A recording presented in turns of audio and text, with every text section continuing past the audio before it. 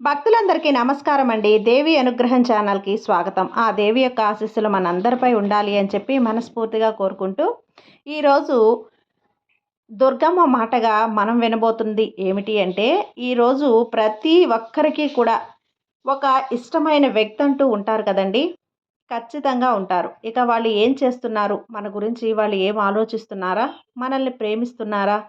మనపై ఇష్టం ఉందా లేదా? వాళ్ళ ఆలోచనలో మనం ఉన్నామా? లేమా? ఇలా తెలుసుకోవాలని ప్రతి ఒక్కరికి కూడా ఉంటుంది కదా! మరి అందుకే ఈ రెండింటిలో ఒక నంబర్‌నైతే చేసుకుంటే, ఇక వాళ్ళు మీ గురించి ఏమనుకుంటున్నారు? వాళ్ళు మిమ్మల్ని ప్రేమిస్తున్నారా లేదా? ఇక మీ భవిష్యత్తు ఎలా ఉండబోతుందో ఇలా ప్రతీదీ కూడా తెలుసుకుందాం.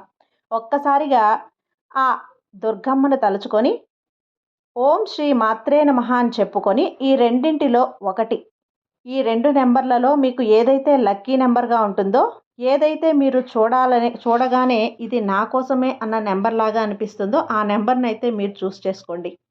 ఇక మీకోసంగా మీ జీవితంలో ఏం జరగబోతుందో, ఇలా మీ జీవితంలో జరగబోయే నష్టాలు ఏంటి, కష్టాలు ఏంటి, మీ తలరాతలో ఏం రాసి ఉంది, మీకు రానున్న అదృష్టం ఎలా ఉంది, ఇలా అన్నీ కూడా చెబుతారు.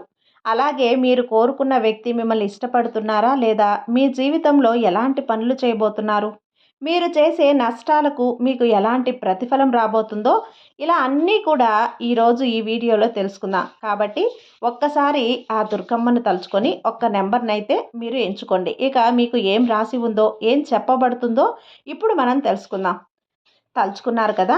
ఇక ముందుగా మొదటి నంబర్ ఎవరైతే మొదటి నంబర్ తాకారో, ఇక వాళ్ళు ఎవరి పేరైతే కోరుకొని ఈ నంబర్‌నైతే తాకారో, వాళ్ళ భవిష్యత్తు ఎలా ఉండబోతుంది? వాళ్ళు మిమ్మల్ని ప్రేమిస్తున్నారా లేదా? ఇలా ప్రతీదీ కూడా మనమైతే తెలుసుకుందాం. ఒకటవ నంబర్ తాకిన వాళ్ళు ఎప్పుడూ కూడా భగవంతునిపై పూర్తి నమ్మకంతో ఉంటారు. ఆ తల్లి ఎప్పుడూ కూడా మిమ్మల్ని అనుగ్రహిస్తుంది. మీరు ఎవరి పేరైతే తలుచుకొని ఈ నంబర్‌నైతే తాకారో, ఇక వాళ్ళు పదే పదే మీ గురించే అనుకుంటూ ఉంటారు. అలాగే వాళ్ళు ఎప్పుడూ కూడా మీ జీవితంలో మీరు ఏదైతే అనుకుంటున్నారో అవన్నీ కూడా జరగాలి అని అనుకుంటున్నారు. మీరు ఒకవేళ తప్పుగా నడుస్తున్నట్లయితే ఆ దారిని వాళ్ళు మార్చాలి అనుకుంటున్నారు. మీరు మంచి దారిలో వెళ్తుంటే మిమ్మల్ని ప్రోత్సహిస్తున్నారు. అలాగే మీ గురించి ప్రతిరోజు కూడా భగవంతుని దగ్గర ప్రార్థనలు పెడుతున్నారు. మీ సమస్యలేంటో తెలుసుకొని వాటిని పరిష్కరించాలని వాళ్ళు అనుక్షణం కూడా ఆరాటపడుతున్నారు. అలానే మీ భవిష్యత్తు బ్రహ్మాండంగా ఉండాలి అని భగవంతుడు మీ తలరాతను బాగా రాయాలి అని ప్రతిరోజు కూడా మీ గురించే ఆలోచిస్తూ ఉన్నారు. అలానే ఎవరి నెంబర్ తలుచుకొని ఎవరి పేరైతే మీరు తలుచుకొని మీరు ఈ నెంబర్ తాకారో ఇక మీ ఇద్దరి బంధం అనేది అతి త్వరలో బలపడబోతుంది. అలాగే మీ బంధంలో కొన్ని ప్రాబ్లమ్స్ అనేవి కూడా రాబోతున్నాయి. ఏమీ కూడా అర్థం కాని స్థితిలో ఇప్పుడు మీరున్నారు కదా! మీ మనసులో ఉన్నది ఇదే. కానీ మీ సమయం ఇంకోలా ఉంటుంది. చాలా చాలా ఇబ్బందులైతే కనిపిస్తూ ఉన్నాయి. ఎవ్వరితో కూడా చెప్పుకోలేకపోతున్నారు. వృత్తిపరంగా కానివ్వండి, కెరియర్ పరంగా కానివ్వండి మంచిగా స్థిరంగానే ఉన్నారు. మీరు ఏ విధంగా అయితే ప్లాన్ చేసుకున్నారో అంతా కూడా అలానే సవ్యంగా ఉంది. ఇక ఇప్పుడు మీ జీవితంలో ఏదైతే జరుగుతుందో అన్నీ కూడా మెల్లమెల్లగా సర్దుకోబోతున్నాయి. అవన్నీ కూడా మీకు మంచిగా ఉండబోతున్నాయి. అలానే మీ కుటుంబంలో కూడా ఇక అంతా సవ్యంగా ఉండబోతుంది. ఇక మీ ఇంట్లో ఉన్నవారికి కాస్త కొద్ది మందికి చిన్న చిన్న అనారోగ్య సమస్యలు రావచ్చు. దీనితో మీరు బాధపడాల్సిన అవసరం లేదు. ఎందుకంటే ఇక మనిషి అన్నాక సాధారణంగా అనారోగ్య సమస్యలనేవి వస్తూ ఉంటాయి. వాటన్నింటికి బాధపడాల్సిన అవసరం లేదు బిడ్డ. అలానే మీరు ఏ వ్యక్తి గురించైతే అనుకొని ఈ నంబర్‌నైతే చేసుకున్నారో ఆ వ్యక్తి అతి త్వరలోనే మిమ్మల్ని కలవడానికి నిర్ణయించుకున్నారు. మీ వద్దకు రావటానికి తను సిద్ధంగా ఉన్నారు. ఎప్పుడో వాళ్ళు రెడీ అయిపోయారు. మీ మీ మధ్య ఎప్పుడో గతంలో జరిగిన కొన్ని విషయాలను దృష్టిలో పెట్టుకొని ఇప్పుడు మీ ఇద్దరి మధ్య మాటలు లేవు. ఇక అవన్నీ కూడా తొలగిపోయి మీ ఇద్దరు కూడా కొత్తగా జీవితాన్ని స్టార్ట్ చేయాలని, ఈ కొత్త సంవత్సరం నుంచి కొత్తగా ఉండాలి అని చెప్పి వాళ్ళ వైపు నుంచే ఫస్టు వాళ్ళు మొదటి అడుగు వేయబోతున్నారు. మీ ఇద్దరి మధ్యలో ఇక అంతా సవ్యంగా ఉండబోతుంది. అతి కొద్ది రోజుల్లోనే వాళ్ళ వైపు నుంచి మీరు మొదటి అడుగైతే చూడబోతున్నారు. అలానే మీ ఇద్దరి మధ్య బంధం అనేది ఇంకా బలపడడం మీరే చూస్తారు.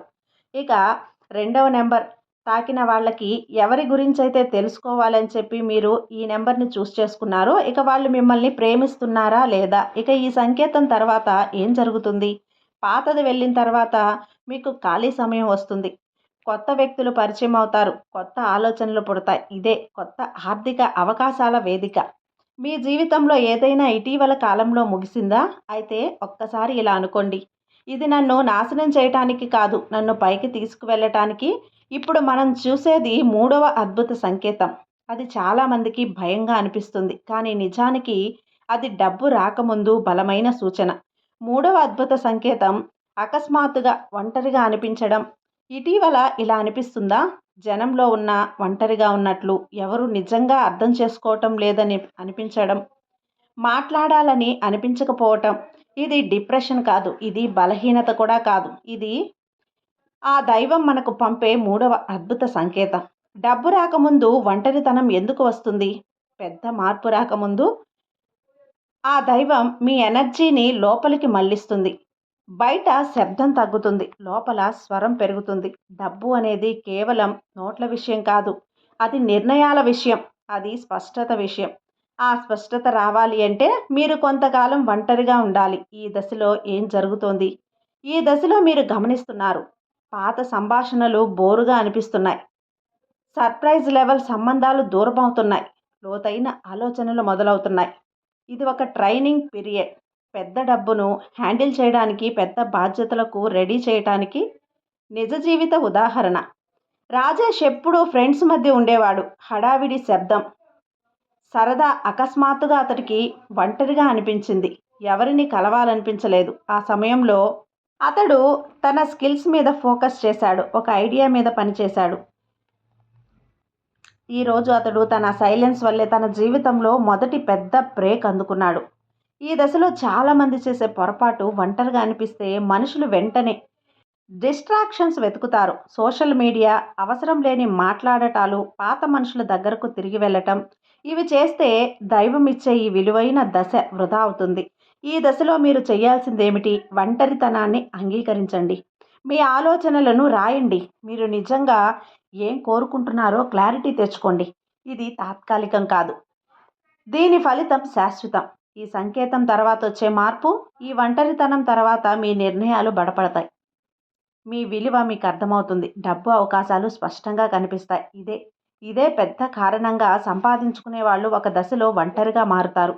మీరు ఒంటరిగా ఉన్నారని అనిపిస్తే ఒక్కటి గుర్తుపెట్టుకోండి, దైవం నిన్ను వేరు చేయటం లేదు, నిన్ను తీర్చిదిద్దుతుంది. నాలుగవ అద్భుతం, అది చాలా ఆశ్చర్యంగా ఉంటుంది. అకస్మాత్తుగా పాత సమస్యలు తిరిగి రావటం. ఎందుకు?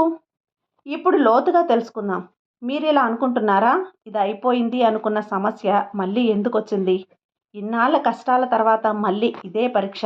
అప్పుడు గుర్తు తెచ్చుకోండి, ఇది వెనకడుగు కాదు, ఇది శిక్ష కూడా కాదు, ఇది దైవం చేసే చివరి పరీక్ష.